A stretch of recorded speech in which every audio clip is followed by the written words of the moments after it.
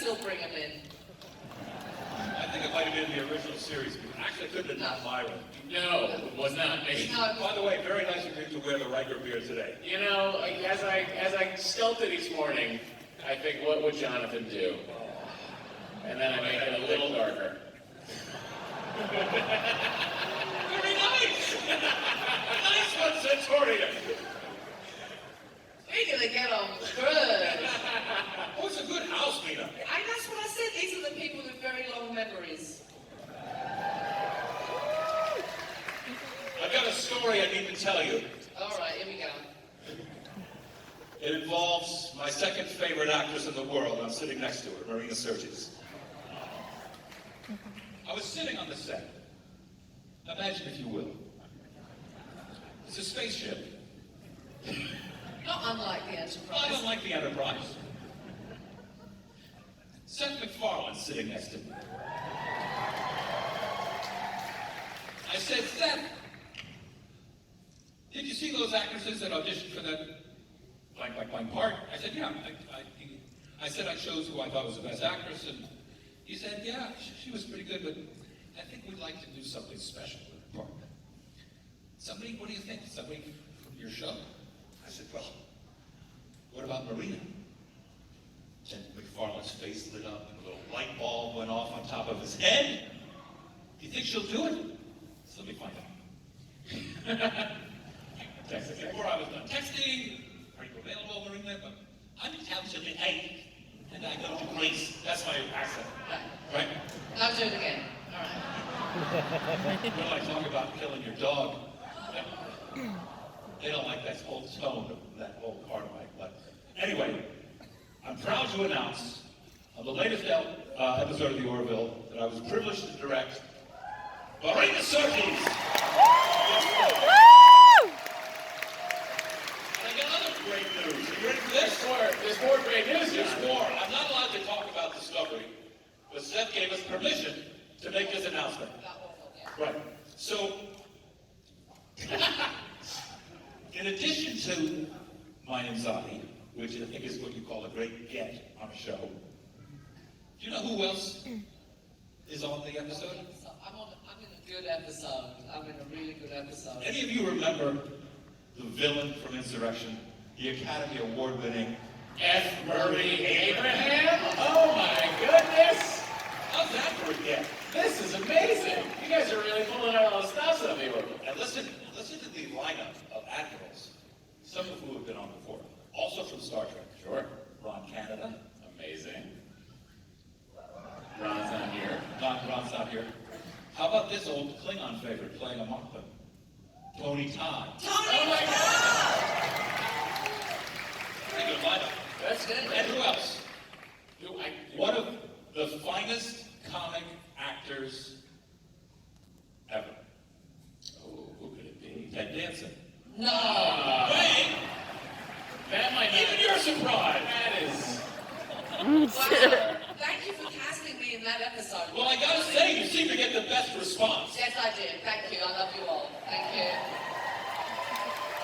It's because they're scared of me, and they know that if they don't cheer and holler and love me, I will come down and beat them. And say mean things about them. Are you still doing that? No. No. I'm over that. I'm over it. I'm over the wobbly throwing Marina. Marina doesn't throw wobblies anymore. Are you still talking about yourself in the third person? Like Trump. If our Are president... we going to stay off the front? No, I'm just saying if our president can do it, then why can't I do it? Right? Is there a good reason not to? Yeah, it's kind of, it's a bit, what is it, a bit, what's the word? The menopause has fried my brain, people. Please pay attention. No, honestly, please pay attention when I'm talking, because if I go off on a tangent, I will never remember what I was talking about in the first place. So you have to pay attention, because at some point I will say, what was I talking about? And so you have to tell me. So we just rein you back in. Right, yeah, Okay. you just have to say, you were talking about so-and-so, thank you. But that's the menopause, and all you younger men can sit there mocking me, but you just wait. You just wait 20, 30 years, whatever it is, I'll be dead and gone, and you'll be like, oh, Marina, God rest her, she was right. She warned us of the storm a-coming. It's become my mission in life to talk about the menopause because I did human biology, right? The word never came up, ever. We talked about menstruation, girls' bits, boys' bits, reproduction, all of the above.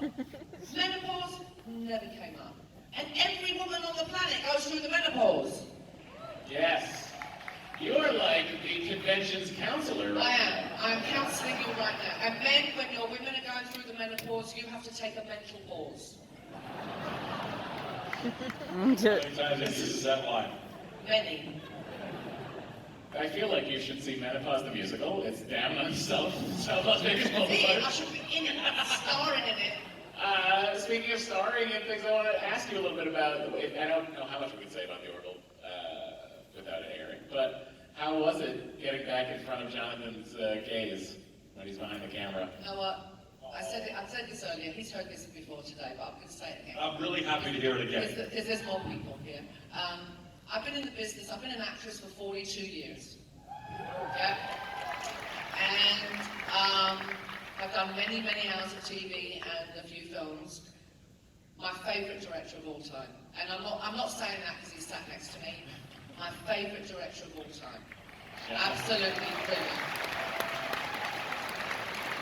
Now, Marina, I want to dive into that a little bit and ask you, like, is it how he can communicate with actors? Is it just the freedom he gives you? Like, what is it about Jonathan that makes him such a good director? You know what? He's a force of nature, and he gets it. And I said, you know, there are two types of directors. There are the directors who like do, you know, whizzy things with the camera and shots and you know, all that. And then there are the directors who are good with actors. Yeah. And they usually fall into two separate groups. This one is both. This one is both. No, he really is. Because look, the studio's happy with him. They keep hiring him, so he's obviously... The studio, to be honest, don't care about the acting. They would love to make movies without real actors, right? They would love it all to be CGI, because actors are difficult. There's some directors who feel that way. Yeah, I know. And they would love us all to be gone, and for us to be just, you know, drawings in a computer. But they're stuck with us, and we're difficult, and we ask questions, God forbid. So anyway, but he gets it. The studio loves him, the actors love him, the crew would walk on glass for him. That's very important on a set. So it's a happy set. The work gets done. There's no tension. There's no angst. You know you're going to get the work done. You're producing a good product. You've got a great guy at the helm. It's perfect. Wow. Now, perfect. Thank you, Imzadi. how